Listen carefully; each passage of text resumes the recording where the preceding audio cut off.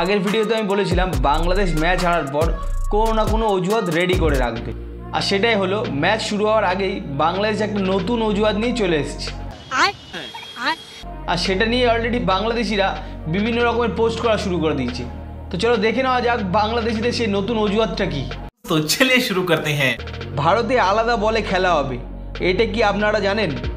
পাকিস্তানে গিয়ে আমাগো বাংলাদেশ জিতেছে কোকাপুরা বলে, কিন্তু ভারতে ব্যবহার করা হবে এসজি বল। এটা আমাগো বাংলাদেশের সাথে অন্যায় করা হচ্ছে। আমাগো বাংলাদেশকে হারানোর জন্য ভারতীয়রা একটা নতুন চক্রান্ত আবিষ্কার করেছে।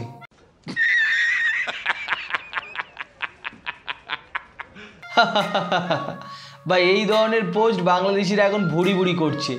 ইন্ডিয়া নাকি নতুন চক্রান্ত করেছে বাংলাদেশকে হারানোর জন্য।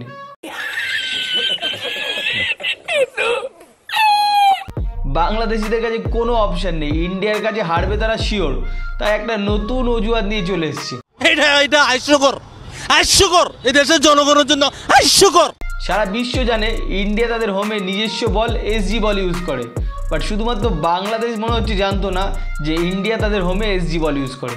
ইন্ডিয়া তাদের সমস্ত খেলাতে ডোমেস্টিক থেকে শুরু করে ক্লাব স্তরের প্রতিটা খেলাতে এসজি বল ইউজ করে। 100% সত্যি। বাংলাদেশকে হারানোর জন্য নাকি ইন্ডিয়া এসজি বল ইউজ করবে এই টেস্ট ম্যাচে। বা এই জন্য তো আমি এদেরকে বলি তোরা লুডো খেল, লুডো, ক্রিকেট বন্ধ করে লুডো খেল, তাহলে জেতার চান্সটা অনেক বেশি থাকবে। আর কাউকে আর এত অজুহাত দিতে হবে না, সব থেকে ভালো তোরা লুডো খেল।